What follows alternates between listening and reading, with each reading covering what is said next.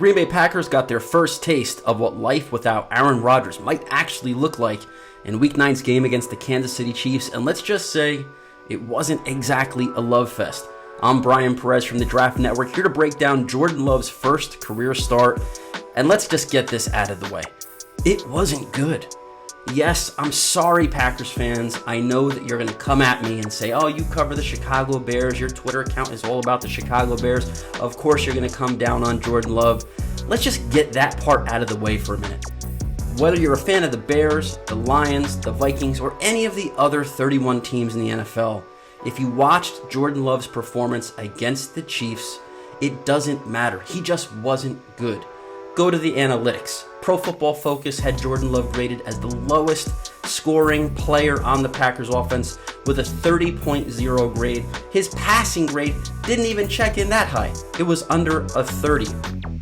For the box score, he threw for 190 yards, had a touchdown pass, had an interception. But again, if you watch the game, you saw several lucky throws by Jordan Love, missed opportunities by the Kansas City Chiefs defense to turn one interception into maybe three or more.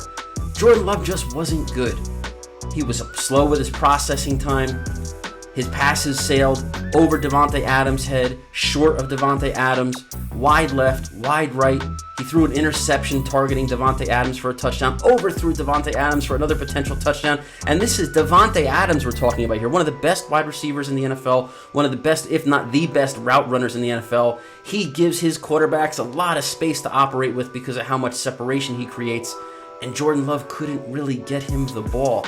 Look, this is a reality now for a Green Bay Packers team who decided in 2020 to essentially end the Aaron Rodgers era. It's one thing if you draft a quarterback in the first round with Aaron Rodgers on the roster, a guy who's known to be kind of a high maintenance and moody personality. You decide to draft the quarterback in the first round while he's still on the team. You know that that's going to put the final straw that breaks the Rodgers back, so to speak, and make him want to leave Green Bay. So the fact that the Packers did this in 2020 and not only drafted Jordan Love, but traded up for him means that Jordan Love has a higher level of expectations than some other QB next trying to fill in for Green Bay as the years go on. Remember something, the Packers are one of these rare teams that have gone 30 years, and that's not an exaggeration. We're talking 3 decades with Hall of Fame quarterback play dating back to 1992 with Brett Favre all the way through this 2021 season with Aaron Rodgers. They don't know what it's like to have a quarterback who doesn't play well. I mean, if Aaron Rodgers played against the Chiefs on Sunday in a game that the Packers defense held Patrick Mahomes and that Chiefs offense to just 13 points, the Packers would have won the game 10 out of 10 times. It was the first time in 30 years that the Green Bay Packers did not have a quarterback who could put the team on his shoulders and win a game. And this is a very unsettling reality for Packers fans and the Packers front office. This is something they're not used to seeing. A quarterback who can't effectively move an offense. A quarterback who can't put the ball where it needs to be late in games to give his team a win.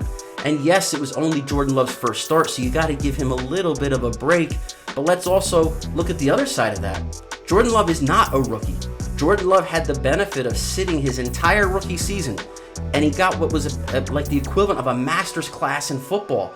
He learned from a Hall of Famer. Now, sure, Aaron Rodgers might not be the best teacher.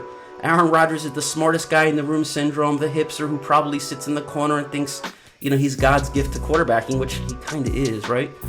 But he's not going to be the greatest mentor. Maybe Jordan Love hasn't had an opportunity to really learn from him the way it's been portrayed in the media, having the benefit of sitting and watching from the sidelines, watching one of the best who's ever done it for his entire rookie year.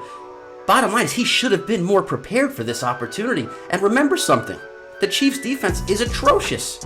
This was the golden opportunity for Jordan Love to come in and not just look the part, but make a claim. Make Matt LaFleur and the Packers coaching staff actually hesitate for a second and say, we know Aaron Rodgers is gone next offseason. Once this season ends and the 2022 offseason begins, it's going to be like the old school Brett Favre watch, where everybody didn't know if Brett Favre was going to retire or what his decision was going to be for the next coming year. We already know Aaron Rodgers is going to work his way out of Green Bay by the time the winter rolls around. So this was Jordan Love's opportunity to show the Packers fan base and the entire organization that you're going to be okay. I got this. I'll be able to steer the ship that Brett Favre did and Aaron Rodgers has done before me. I'm that next guy. He looked anything but like that. Jordan Love looked like a Mitchell Trubisky. Packers fans for years had their fun with poking jokes at Mitchell Trubisky and all the quarterbacks that came through Chicago and failed to be the guy, let alone the next guy, let alone the next guy. There is so much pressure on Jordan Love, and we've seen other teams that have had this in the past. The Dolphins are still trying to replace Dan Marino. The Broncos, with the exception of that small little fluky Peyton Manning acquisition, they're still trying to replace John Elway. The Packers were able to replace Brett Favre with Aaron Rodgers, and now they're going to try to replace Aaron Rodgers with Jordan Love. The dude ain't it. Now, if you think back to the 2020 draft class, Jordan Love was not even a consensus first-round pick. His senior season was pretty damn bad. I was down in Mobile for the Senior Bowl that year, and I remember watching him. He was on the same field as Justin Herbert. And looking at these two guys play the game and just the practices and the velocity and arm talent that they were displaying during the week of practice. And sure, Justin Herbert has evolved into one of the elite quarterbacks in the NFL, but you could see the difference in talent level. You could just see that Justin Herbert is a guy. He's a dude. And Jordan Love might just be a guy, a jag, a guy who washes out of the league. And this is where it's the ultimate dilemma for the Green Bay Packers. Because if you watched that game on Sunday and you saw how poorly Jordan Love played against the Kansas City Chiefs, there's no way the Packers general manager, coaching staff, anyone can feel comfortable just letting Aaron Rodgers now control his own destiny next offseason. It's been 30 years that the quarterback situation in Green Bay has been at Hall of Fame level. If they let Aaron Rodgers walk and replace him with a guy like Jordan Love in 2022, it could take another 30 years before they actually find their QB next. You can follow me over on Twitter at Bryan Perez NFL, and keep checking back to draftnetwork.com for all your latest NFL draft news and NFL analysis.